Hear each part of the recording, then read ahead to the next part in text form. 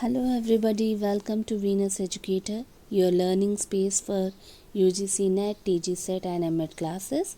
Today we'll understand two important curriculum models, Ralph Taylor's model and Hilda Taba's model, both of which shape the foundation of curriculum design and development. So without further delay, let's jump into the topic. First, I'll introduce you what is curriculum models.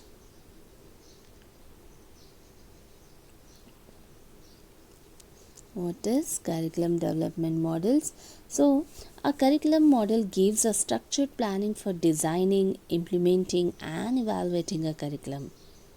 It helps teachers and institutions to decide what to teach, and how to measure learning outcomes.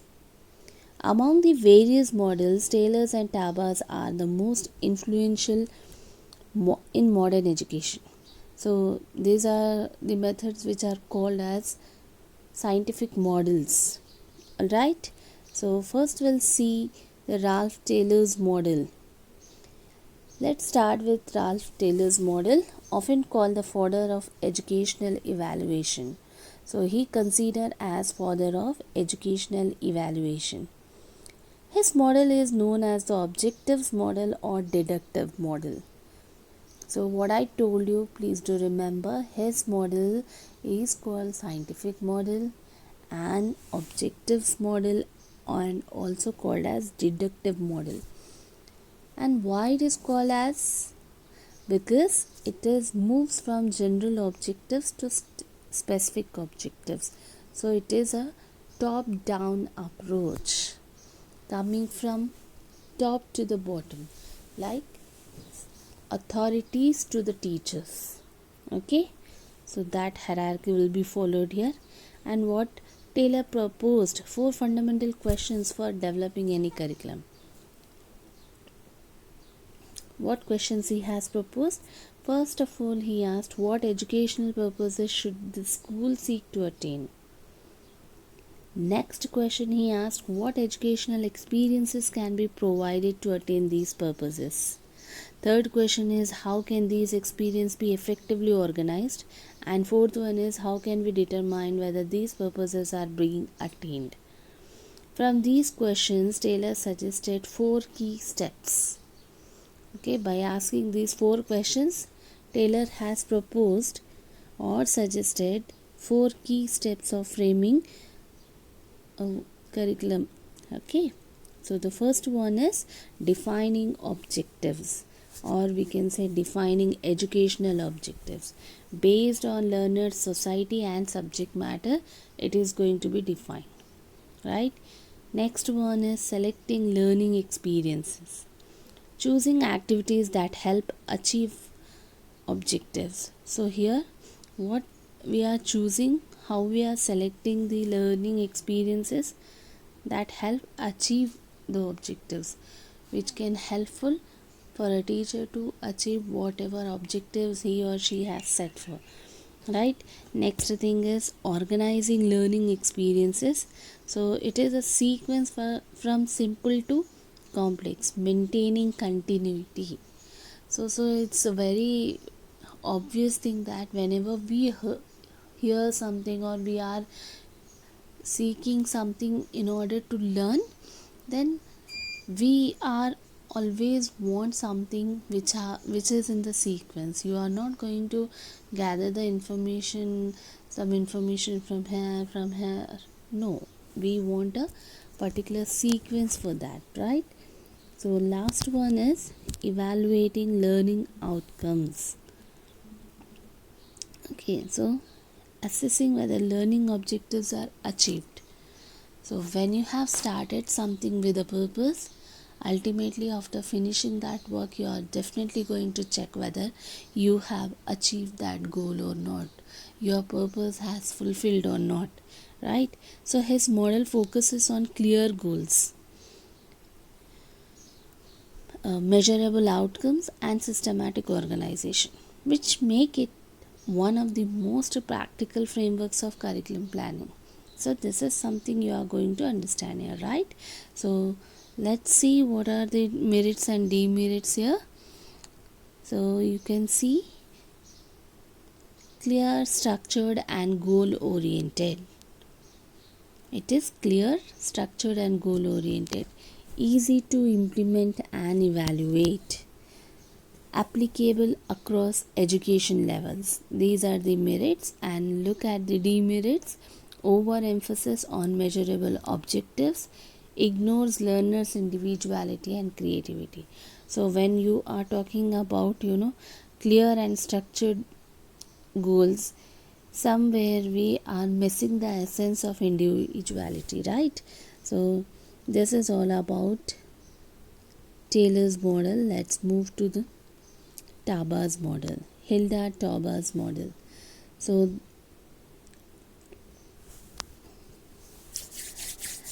what he believed that teachers should play the main role in developing curriculum, not just administrators or policymakers. So this model is unlike Taylor's model. He believes that where he was giving the top down approach model, that means administrators are going to set the or design their curriculum, whereas Hilda Tabel model proposed that it should be grassroots, because he is asking teacher to design the curriculum. All right, it is not the policymaker or administrators who are going to decide or design the curriculum.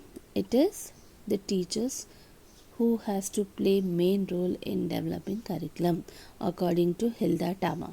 Her model is called as grassroots model or inductive model, whereas Taylor's model is a objective model and deductive model. Taba's model is grassroots model or inductive model, because it begins from the classroom level, moving from specific observation to general conclusions. Okay, here we are moving from specific observations to general conclusions. Okay, so next, according to Taba, curriculum development should pass 7 steps.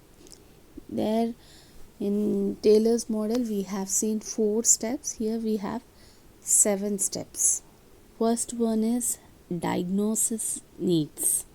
Second one is formulating objectives. So what is formulation of objectives?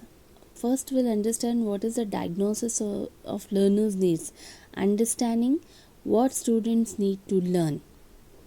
That is called as diagnosing of learners' needs. Second one is formulation of objectives, setting specific learning objectives. You have to set for what purpose you are teaching, and after you are teaching, what changes a child must experience, right?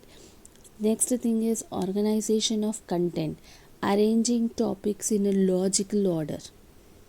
You are not misguided the student, or you are not giving something which is ambiguous. You are going to give a clear idea in the mind of the student, right?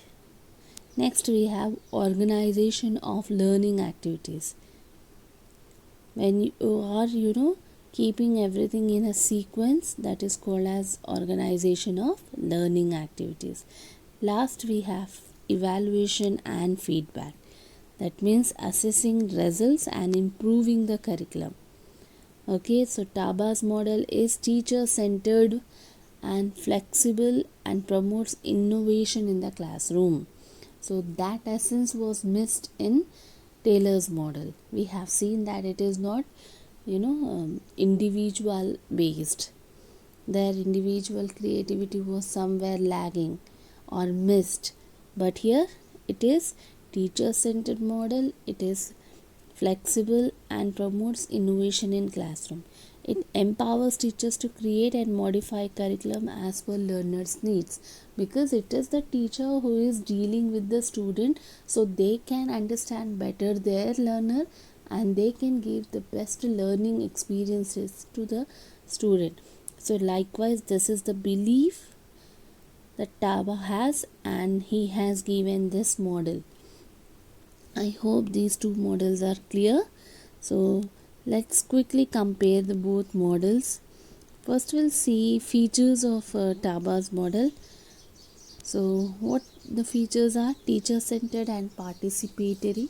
Means here teacher is not just the order taking persons, they are participated in the development of curriculum. Next thing is emphasizes students' need and experiences. Here students' needs are focused. It is much emphasized.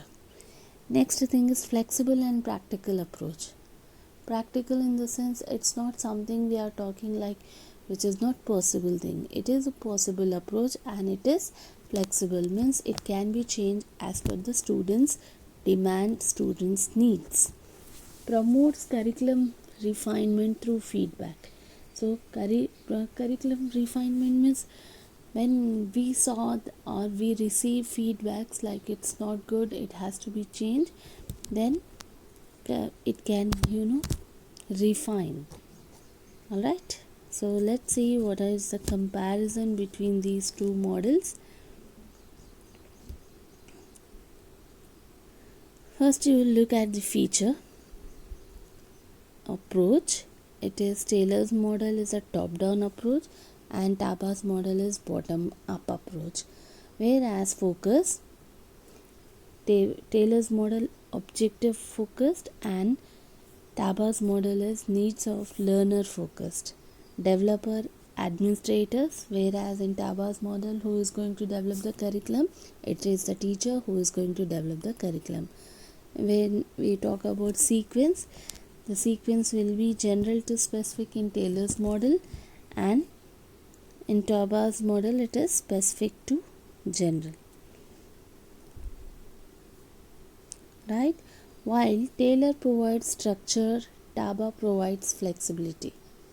So Taylor's model was somewhat rigid, but whereas Taba's model is flexible.